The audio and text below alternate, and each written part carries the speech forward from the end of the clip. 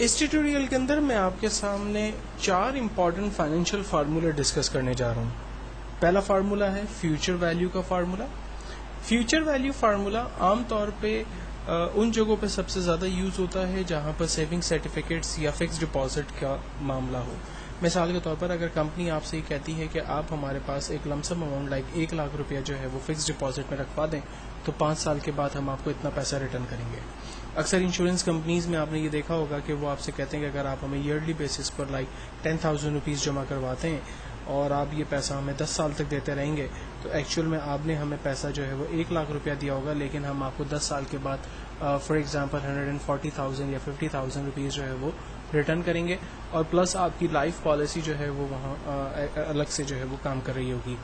तो एक्चुअल में ये कंपनीज या ये जो बैंक्स हैं वो बेसिकली किस तरह से फ्यूचर प्लान्स बनाती हैं, तो इस फार्मूले को सबसे पहले हम लोग डिस्कस करने जा रहे हैं। इंश्योरेंस कंपनी की एग्जांपल को लेके चलते हैं। इंश्योरेंस कंपनी का एजेंट हमें कहता है कि अगर आप हमें इनिशियल अमाउंट ईयरली बेसिस पर फॉर एग्जांपल 10,000 रुपीज़ देते हैं, नंबर ऑफ पीरियड आप हमें 10 साल तक पैसा देते हैं, तो हम आपको 8% प्रॉफिट के साथ ये पैसा रिटर्न करेंगे। फ्यूचर वैल्यू मुझे 10 साल के बाद क्या मिलेगी? फार्मूला है इक्वल्स टू फ्यूचर वैल्यू। सबसे पहले कहता है रेट। देखें, इसके सिंटैक्स को समझना बड़ा ज़रूरी है। अगर वंस ये सिंटैक्स आपकी समझ में आ गया तो आगे जो 3 फार्मूले मैं आपके साथ डिस्कस करने जा रहा हूँ वो भी आपको बहुत आसानी से समझ में आएंगे। सबसे पहले कहता है रेट बताइए, तो रेट में हम बताएंगे इसे मार्कअप जो हमें प्रॉफिट मिल रहा है 8% यानी, then comma number of period, कितने साल के लिए कंपनी आपसे कह रही है कि पैसा हमें दें, नंबर ऑफ पीरियड 10 ईयर्स तक कंपनी हमें कह रही है पैसा दें, कॉमा पीएमटी को फिल वक्त में छोड़ रहा हूँ। आगे है प्रेजेंट वैल्यू, 10,000 रुपये कंपनी कह रही है कि आप हमें हर साल दें, तो मैंने प्रेजेंट वैल्यू को रेंज में दिया, एंटर किया। चूंकि ये अमेरिकन बेस्ड फार्मूला इसलिए रिजल्ट हमेशा आपको डॉलर में देगा। हम कॉमा के बटन पर क्लिक करके इसके डॉलर की वैल्यू को ख़त्म कर देते हैं।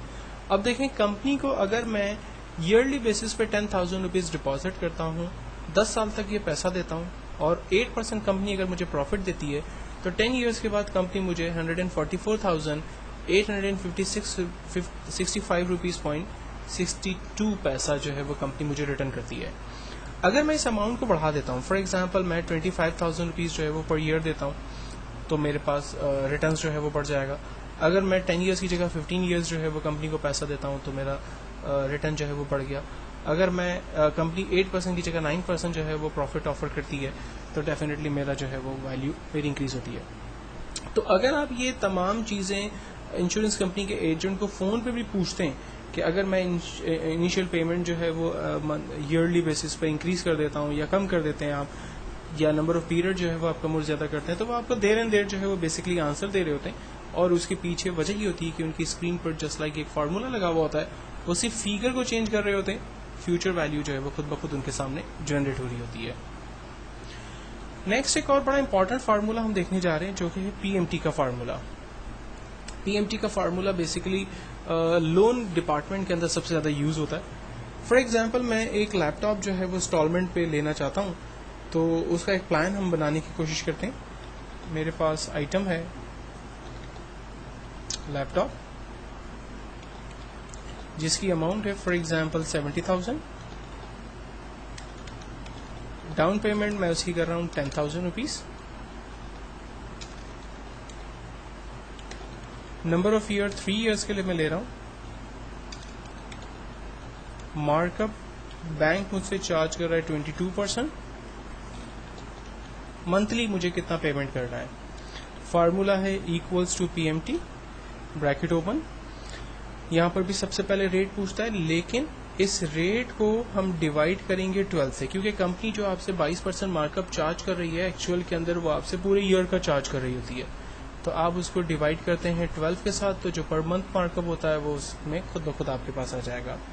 Then comma number of period, आप लैपटॉप ले रहे हैं 3 साल के लिए, तो आप 3 को मल्टीप्लाई करेंगे 12 के साथ तो 36 मंथ पूरा इसके पास आ जाएगा, कॉमा प्रेजेंट वैल्यू 70,000 का लैपटॉप है, लेकिन उसमें से आप 10,000 रुपीज़ डाउन पेमेंट कर चुके हैं, इसलिए मैं 70,000 को माइनस करूंगा 10,000 से, तो रिमेनिंग अमाउंट 60,000 रुपीज़ आ गया। 60,000 रुपीज़ पर वो 22% मार्कअप ईयरली बेसिस पर लगाएगा और उसको डिवाइड करेगा 36 मंथ के ऊपर। जब मैं एंटर करता हूँ तो मेरे पास मंथली प्लान आ गया 2,291 रुपीज़। तो हम लोग जो है वो बेसिकली एक पूरा मंथली प्लान यहाँ पर बना सकते हैं। फॉर एग्जांपल अगर मैं लैपटॉप की जगह कार ले लेता हूँ, कार की कीमत 6.5 लाख रुपए है और मैं इंस्टॉलमेंट जो है वो 1,50,000 डाउन पेमेंट 1,50,000 रुपये दे देता हूँ। 3 इयर्स के लिए अगर मैं गाड़ी ले रहा हूँ तो मुझे मंथली इंस्टॉलमेंट देना है 19,095 रुपीज़। अगर मैं 19,095 रुपीज़ को अफोर्ड नहीं कर सकता तो मैं नंबर ऑफ पीरियड को जो है वो 3 की जगह 5 ईयर कर देता हूँ। तो आप देखें मंथली इंस्टॉलमेंट का रश 13,809 रुपीज़ पे आ गया। और अगर मैं मैक्सिमम ईयर पे चला जाता हूँ 7 ईयर्स पर तो 11,712 रुपीज़ जो है वो मेरा प्लान बनता है। अगर मैं डाउन पेमेंट को फॉर एग्जांपल 2 लाख रुपए तक कर देता हूँ तो मेरा मंथली जो प्लान है वो और भी कम हो जाता है। तो आप अगर किसी भी प्रोडक्ट को बाय करते हैं और कोई भी एजेंट बेसिकली आपको जो प्रोडक्ट सेल कर रहा है या मंथली प्लान आपको बता रहा है और आप उसके साथ ये सारी चीज़ों को फ़ोन पर ही डिस्कस कर सकते हैं और वो आपको जस्ट अपनी स्क्रीन पर फिगर्स को इनपुट करके ही रिजल्ट जनरेट करके बता सकता है कि अगर आप फला आइटम बाय करते हैं और आप उतनी डाउन पेमेंट हमें देते हैं तो एक्चुअल में मंथली जो है वो आपका क्या प्लान बनकर आएगा। वो सारी चीज़ें यहाँ पर आपको वो जस्ट एक फिगर एंटर करने से निकाल के दे सकता है।